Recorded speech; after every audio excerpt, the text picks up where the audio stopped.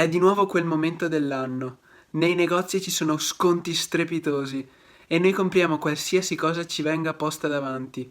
Tutto del nome di un'offerta strepitosa. Ma facciamo un passo indietro, ragazzi. Cos'è il Black Friday? Il Black Friday è il venerdì dopo il giorno del Thanksgiving, il giorno del ringraziamento americano, che cade il quarto giovedì del mese di novembre. E storicamente quel giorno corrisponde anche con l'inizio della stagione dello shopping natalizio. Non c'è una data certa che certifica il primo Black Friday, ma storicamente si dice che negli anni 80 in alcuni stati americani iniziò questa pratica. E c'è un mito che dice che in quel giorno le aziende passano dall'essere in rosso, quindi in perdita, all'essere in nero, in black, cioè in profitto. Ovviamente questa corrispondenza è con i colori americani. Noi quando parliamo di essere in nero intendiamo tutt'altro. Infine, nei primi anni 2000, questo termine venne preso in prestito dai negozianti che lo utilizzarono per identificare questo giorno e in alcuni stati americani questo giorno è addirittura contrassegnato con una vacanza perché il giorno del Thanksgiving, che è giovedì, è vacanza nazionale e in alcuni stati americani anche il venerdì è giorno di ferie, per cui le masse sono pronte a spendere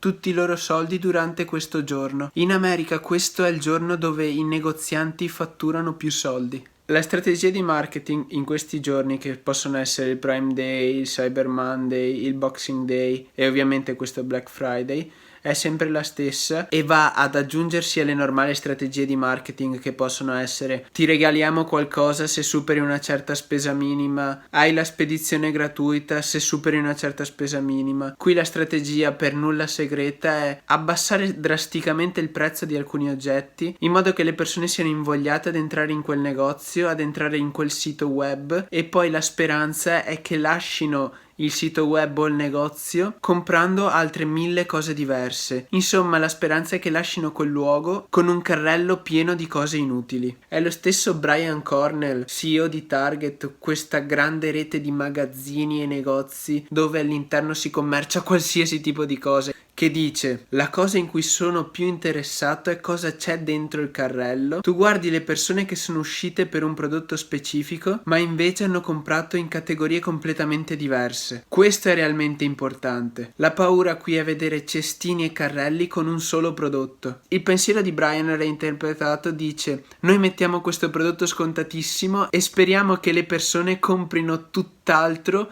o qualsiasi altra cosa quando entrano nei nostri negozi. Questo è anche chiamato The Target Effect: comprare cose in un negozio alle quali non eravamo nemmeno interessati, e quindi lui ha paura se le persone entrano e comprano soltanto l'oggetto che aveva messo scontato, perché in quel caso lui andrebbe in perdita e la catena che amministra andrebbe in perdita. Purtroppo però non vedo nessuno che lascia un negozio con un solo articolo nel carrello. Il loro compito è fare più soldi vendendo il più possibile e ce la stanno facendo, rimuovendo per esempio la frizione d'acquisto. Vedete queste 3 freccettine? Adesso per acquistare una cosa basta che io faccio tap tap tap e ho acquistato qualcosa. Non c'è più quel blocco mentale dello scambio del denaro, del do qualcosa per avere qualcos'altro, del vedere materialmente che io sto perdendo, sto sacrificando la mia fatica per avere qualcosa in cambio.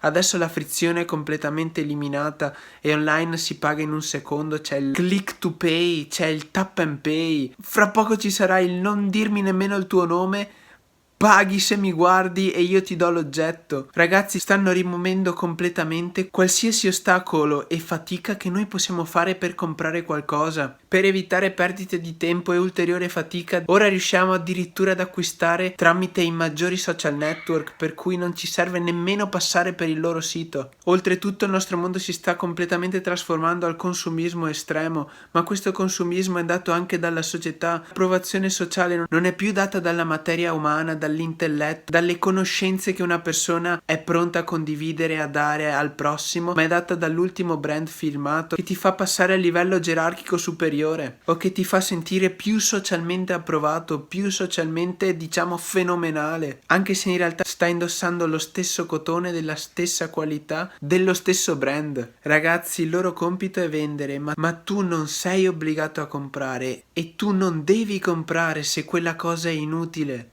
Lo shopping ormai è diventato un passatempo. Io vorrei soltanto che la nostra società diventasse più consapevole e comprasse meno cose e che quelle cose abbiano più valore. Questo vale soprattutto per le persone che vivono di stipendio in stipendio o che addirittura non riescono a permettersi le cose che comprano e per questo vanno in debito. Una ricerca ha studiato che di media una persona possiede 300.000 cose, ma quante di queste in realtà gli servono per vivere al meglio la giornata? Secondo me, come ideale, noi dovremmo convertirci al minimalismo il più possibile. Andate a vedere i video di Matt Davella, lui è un maestro nel minimalismo e questo video prende spunto dai suoi pensieri che anch'io condivido. O altrimenti, se non vogliamo intraprendere la strada del minimalismo, dobbiamo imparare a sapere riuscire a distinguere se un acquisto è fatto per necessità utilistiche. Non so nemmeno se esista la parola utilistica. In poche parole, dobbiamo imparare a distinguere se un acquisto ci è utile o se stiamo semplicemente acquistando per un vizio personale. Ragazzi, sia chiaro, io non voglio che viviate in mutande con una sola posata che usate per bere il tè, per mangiare la pasta e per tagliare la bistecca. Voglio che la nostra società e tu diventi più consapevole degli acquisti che fai,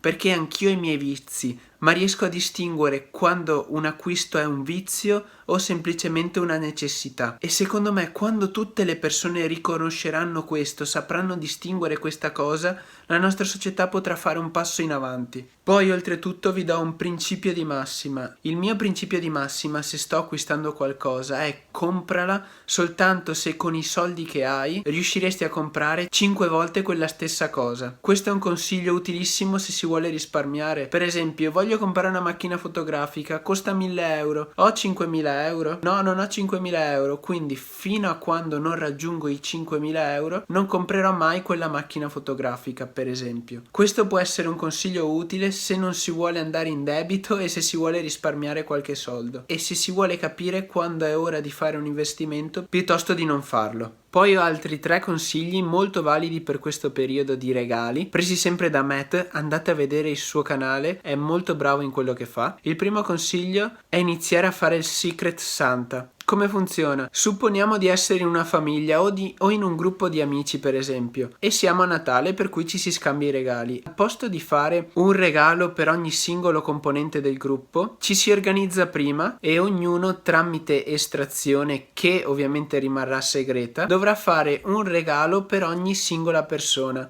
Prendiamo per ipotesi, io in quell'estrazione prendo il bigliettino di mia mamma. Quindi io sarò l'unico a fare un regalo a mia mamma. Questa cosa ti fa risparmiare tempo, ti fa risparmiare soldi e crea nuovi legami, soprattutto se lo fai tra amici. E oltretutto questa persona non riceve un'infinità di sciocchezze, ma magari un unico regalo specifico per lei, dove probabilmente tu spenderai un po' di più perché non devi fare un regalo a nessun altro. Il secondo e terzo consiglio si spiegano da soli. Il secondo è regala esperienze invece di cose e il terzo è crea cose invece di comprarle. Ragazzi, ci terrei che questo video raggiungesse il maggior numero di persone per fare in modo che la nostra società migliori e che si promuova l'acquisto consapevole. Per cui se potete condividetelo mediante le piattaforme che vi sono più vicine, che ne so, Facebook, Instagram, e lasciate un commento mi piace perché questi possono aiutare la visibilità di questo video. Grazie mille se lo fate, vi sono veramente grato. Così mi sento un po' illuminati. Dopo essermi accecato, voglio dirvi ancora grazie se condividete questo video. Può aiutare me, può aiutare tutti noi. E oltretutto sarebbe bello iniziare una sana discussione qui sotto nei commenti,